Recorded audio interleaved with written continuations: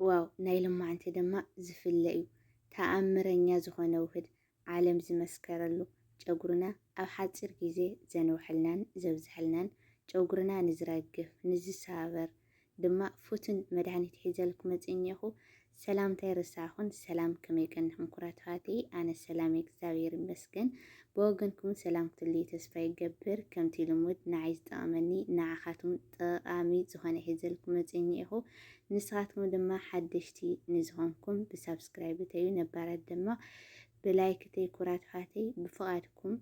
ላይክና ሳብስክራይብ ትገብሩለይ ድማ ብጣዕሚ ዘመስግን ኩራትፋተይ ናመስገንኩም ላለኹ ላፍቲ ሙሉእ ኣሰራርሓ ክወስደኩም እየ ክሳብ መጨረሻ ብሓደ ንፅናሕ።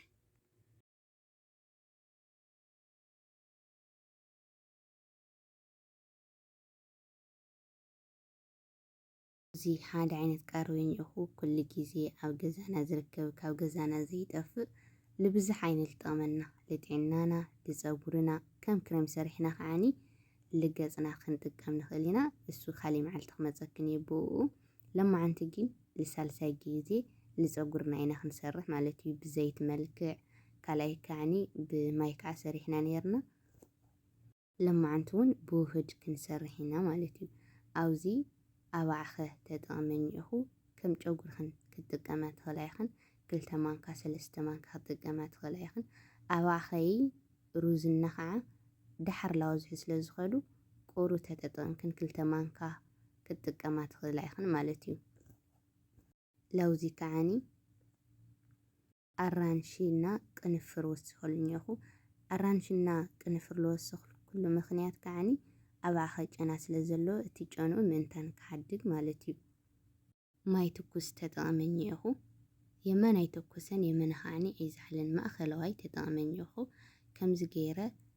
ክኸድነ እየ ል24 ሰዓት ከፅንሖ እየ ድሕሪ 24 ከዓኒ ከመለስ እየ ማለት እዩ። ድሕሪ 24 ሰዓት ተመሊሰ መፂኩም ኢኹ ሓደ መዓልቲ ማለት እዩ። ኣብዚ ከዓኒ 2 ዓይነት ቃርበኝ ኢኹ ሮዝሜሪ ቅላጥ ቀይሕ ሽጉርቲ ብደንብ ጌርና ከምዚ ጌርና ምስ ሓፀብናዮም ከዓኒ ላፍቲ ናይቲ ማሊ ዘዳላናዮ ክልቲኦም ክነዋሃዶም ኢና ወይ ከዓኒ ክንሓውሶም ኢና ማለት እዩ። ርኡ ኣባዕኸ ቁሩ ተጠቕማ ዝበልክኸን ማለት እዩ ከምዚ ኢሉ ስለ ዝበዝሕ ማለት እዩ። እሊ ከቢልክን ተሓዲርኩን ርኡ ብጣዕሚ በዚሑ ማለት እዩ 2 ማንካ እየ ተጠቒመ ማለት እዩ። ርኡ ግን ዋው ክበዝሕ ማለት እዩ ከብርክት ብጣዕሚ እዩ ዝብርክት ከምዚ ጌርና ሓውስ ምስ ኣበልና ከዓኒ ብደንብ ክነዋህዶ ኣለና ምእንታን ማዕረ ክመፀልና ምስ ናይቲ ማሊ ማይ ክንውስኸሉ ኢና ዝተወሰነ ርኡ ከምዚ ጌርና ከዓኒ ንቁሩ ሰዓት 5 ደቂቓ ክንካድና ኢና ማለት እዩ ምእንታን ክዋሃደልና ርኡ 5 ደቂቓ ከዓኒ ርኡ ከምዚ ኢሉ ብደንብ ገይሩ ተዋሂዱኛ ማለት እዩ። ከዚ ክንጥሕኖ ከለና ከዓኒ ብጣዕሚ እዩ ዝደክም ማለት እዩ። ምንም ሓዊ ገለ ኣየድልየናን ከምዚ ጌርና ብቻ ብማሽን ክንጥሕና ኢና ማለት እዩ። ርያ ሕጂ ጥሒነዮ ኢኹ ዝኾነ ጨርቂ ጌርክን ዝኾነ ይኹን ዓይነት ጨርቂ ተጠቒምክን ብደንብ ጌርክን ክትፀንቆ ኣለክን ምክንያቱ ክትሕፃ ከለኽን ከይሸግረክን ብማል እምበር ምንም ፀገም የብሉይ።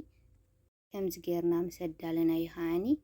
ላውዚ ዘይቲ ክንጥቀም ኢና ኣነ ዝጥቀሞ ኩሉ ግዜ ይነግረክን እየ ዘይቲ ዘይቱን እየ ዝጥቀም ንጨጉሪ ከዓኒ ብጣዕሚ እዩ ዝስማዕምዖ ማለት እዩ።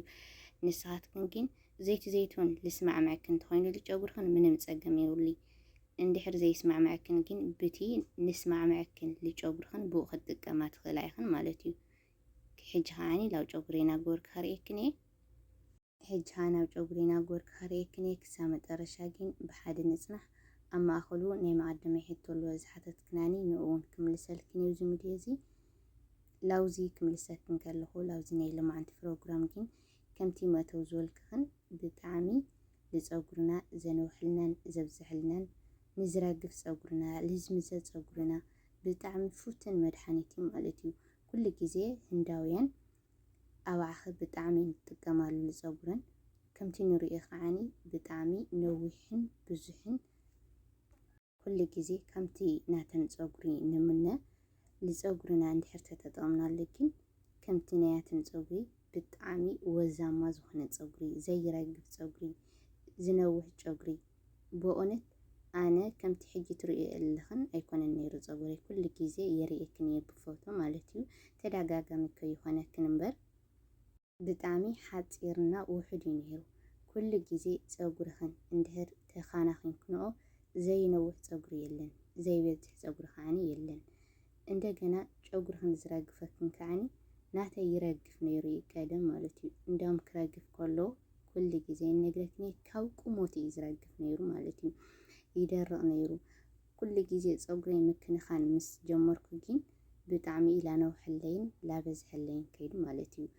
حجي أي نوحن كمتي أنا زدله أي نوحن جين كافتي قدم نورو حجي حيش مالتيو كل جزء كاو ساعات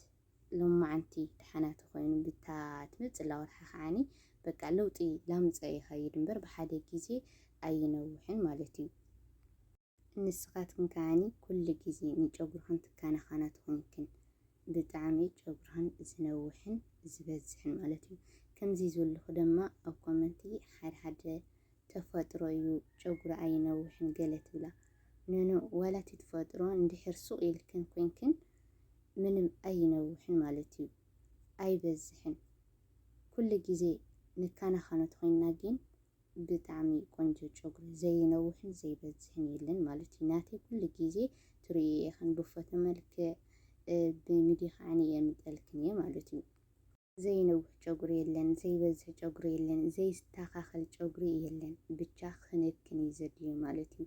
بزي تسفى موراز عند حرت خانة خنكنو إمناني شغلهن بتعمي زنوح بتعمي خاني زبزح مالتي بتشاخ خانة خنو كتكانا خانا خلقن كعني بزي تسفى مقراز مالتيو مكنياتو بحانت معالتي وين كعني بخلت معالتي لوط يمزي انتايدا كمتي زولكن قس بقصي لوط يزمزي مالتيو كلاي كعني زخون يكون عينت كتكاما خلقن كعني كاو قروج جغرهن تحيزو كساو جافو مالتي مكنياتو بدن بغيركن ماساج نغيركن قروج جغرهن تستي خنو قدماي ነገር ካፈረፈር ከላይ ካኒ ጨጉርህን አይረግፍን አይመዘዝን ጨጉርህን ካኒ አይደርቅን ማለት እዩ ንሳቶም እንድሕር ዘለው ካኒ ጨጉርህን በኡልክዕ ላነውሐን ላበዝሕን ይኸይድ ማለት እዩ ጫፍ ጫፉ ካኒ ካብ ማንታ ጨጉሪ ማዓረ ዘይኮነ እቲ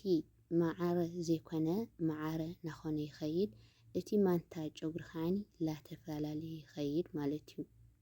ቅድምሲ ጫፍ ጫፉ ይቆርጸ ነይረ ማለት እዩ ግን ምንም ለውጢ አየምጸልይናተይ ከምዚ ገይረ ውህድ ሰሪሐ ዘይት ሰሪሐ ክጥቀም ከለኹ ግን ብደንብ ገይረ ማሳጅ ገብረሉ ማለት እዩ ካብኡ ካኒ ከምቲ ትሪእየለኽን ማዓረ ናኾነ ይኸድሎ እቲ ማንታ ጨጉር ካኒ ላተፈለ ይኸድሎ ማለት እዩ ማንታ ጨጉር እንድሕር ኒአክን ምንም ጨጉር አየነውሕን ማለት እዩ ስለዚህ بدنب ገይርክን አስተኻኸሉ ማንታ ጨጉር ዘለክን ማዓረ ዘይኮነ ማለት እዩ እንደገና ላው ጨጉርህን ፈጺምክን ክትጥቀሙ ዘይብልክን ማለት እዩ ቀደማይ ቀለም ወይ ካኒ ሕብሪ ናው ጨጉርህን አይትጠቀማ በጣም ይሕመቅ ለጨጉርህን በጣም ይዝውዶ ማለት እዩ ካላይ ካኒ ኩል ጊዜ ትስሕዎ ተኾንክን ወይ ካኒ ትትኩሶ ተኾንክን ጨጉርህን ዋላ ብዙሕ ተነይሩ ዋላ ነዊሕ ተነይሩ بتعميو لحظ اتي نوح لحظة ريخد اتي بزحاني لو حدا يخيد مالتي مكنياتو اتحوي لو دي يزخيد مالتي كالاي كاني لا سيوي يزخيد بزعو او كوغل كيت كمالا مبا مالتي هذا جزي أدلايو كل جزي كين جوغرخن بحاوي اي تسحاو مالتي بتعمي لجوغرخن زقودو كل جزي هاني اتي لجوغرخن لطعمه لا تتغمكن اتي زي طعمه خاني لا قدفكن جاقرهن كتنرحن كتبزحن تخدعيخن مالتي كمتي يقدم زولكخن جاقرنا خنكني زل ينبر زي نوح جاقري يلا زي بزح جاقري يلا مالتي بجاه كنكني زل مالتي ختكانا خنا هالخن كعني كم تقدم زولكخن بتعقس تقهون اللو مالتي بحانت معالتي يكعني قلت معلتي لوطي أي مزي مالتي عندما يكزيتا وعخسر حلك النيرة أو سمن كندي جزي نتقوم وزيلك ناني أو سمن كلتا جزي ويكعني حدا جزي كتقامات غلايخن مالتي ናይ ሎማዓንቲ ትሕዝተይ እዚኣ ትመስል ነይራ። ተፈትዩዋ ላይክ እና ሰብስክራይብ ገበሩ ኩራት ኣሕዋተይ። ክሳብ ሓድሽ ትሕዝቶ ዝመፀኩም ኣብ ዘለኹም ወሰላም ኩኑ ኩራት ኣሕዋተይ ብሓጎስ ቀንዩ።